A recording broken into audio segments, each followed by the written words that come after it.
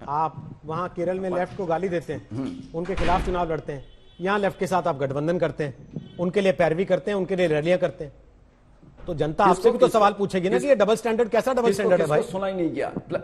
नहीं सर केरल में और एक बार बताइए, केरल में आप लेफ्ट के खिलाफ चुनाव लड़ रहे हैं, लेफ्ट को गाली दे रहे हैं, यहां बंगाल में लेफ्ट के साथ आपका गठबंधन है, तो ये डबल स्टैंडर्ड नहीं है तो क्या है फिर? अरे रोहित जी, आपको अब भूल गया है, क्यों नहीं उठा रहे हो? जेएनके में, जम्मू कश्मीर में क्या हुआ? महबूब मुफ्ती का साथ क्यों गवर्नमेंट बनाए थे? सुधांशु जी की उत्तर दे देगा। अरे सर, उसी उत्तर को देते देते तो सरकार चली गई इनकी, उसी उत्तर को देते देते इनकी सरकार जा चुकी वहां पे।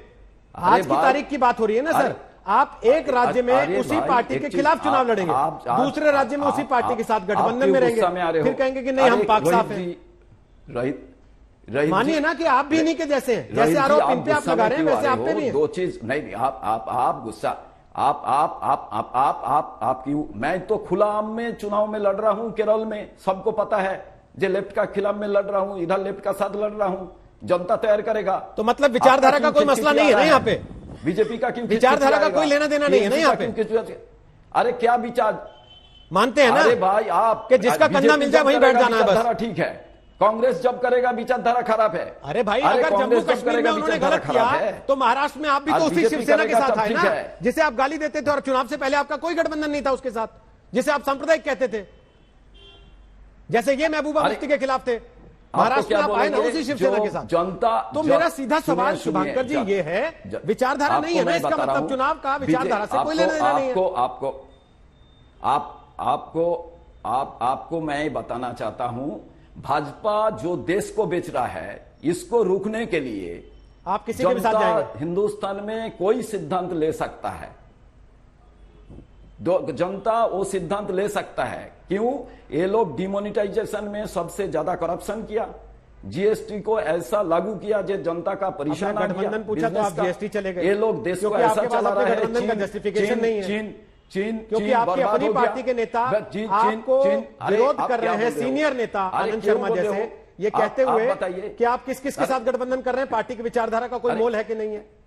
आप ही के नेता बोल रहे हैं, ये मैं नहीं बोल रहा हूं, आपके नेताओं ने सवाल उठाए। आपको मैं एक चीज बता रहा हूं, कांग्रेस का अंदर में खुला आम से विचार विमर्श होता है, डिबेट होता है। जो वो डिबेट के जवाब में गुलाम नबी के नाम के पत्थर लग रहे हैं वहां पर, जम्मू कश्मीर में पोस्टर जलाए जा रहे हैं उनके। डेमोक्रेसी है, हमारा डेमोक्रेसी है। वो दिख रही डेमोक्रेसी सर, हम आदमानी का तरफ उनको घर में घुसा दिया नहीं है। ठीक है सर, हमारा पार्टी में डेमोक्रेसी है, ठीक है दूसरी पार्टी में डेमोक्रेसी नहीं है, ठीक है, इसलिए आदमानी घर में घुस गया है। ओके, सुधांशु जवाब दे रहे हैं, उसके बाद संगीत रागी आपके पास आता हूं। सुधांशु जी जवाब दीजिए उनकी बात का फटाफट, फिर संगीत रागी और अपरूपा जी। बोलिए सुधांशु जी। बस 3 पंक्तियों में जवाब देता हूं। देखिए कितनी दुखद बात है कि कांग्रेस के भी तो कार्यकर्ता मारे गए हैं, मगर कांग्रेस के नेता उनके लिए बोलने को तैयार नहीं है।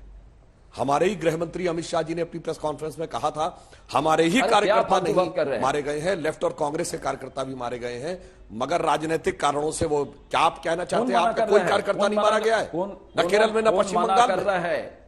तो फिर क्यों नहीं उसके लिए आवाज उठाते? हम तो आवाज उठाने को तैयार है। अब मैं दूसरी बात कहना चाहता हूं, देखिए इन्होंने जो बात कही कि केरल में ये साथ में है, इन्होंने डेमोक्रेसी की बात कही, तो और कुछ मत करिएगा मान्यवर।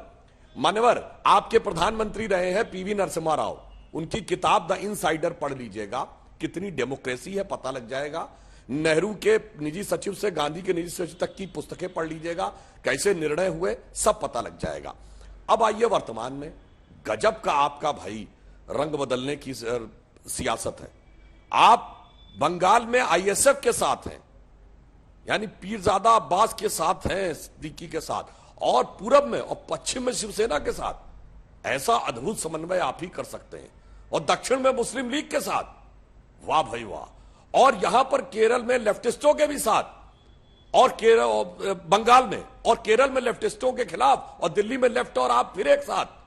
तो साहब एक ही पंक्ति में कहता हूं समराइज करके, मुझे वो पंक्ति याद आती है रोहित जी, कि रह रह के बदलते हैं दिन रात नए चोले, अंदर से बड़े जालिम बाहर से बड़े भोले। आपका तो चोला हर दिशा में बदल रहा है।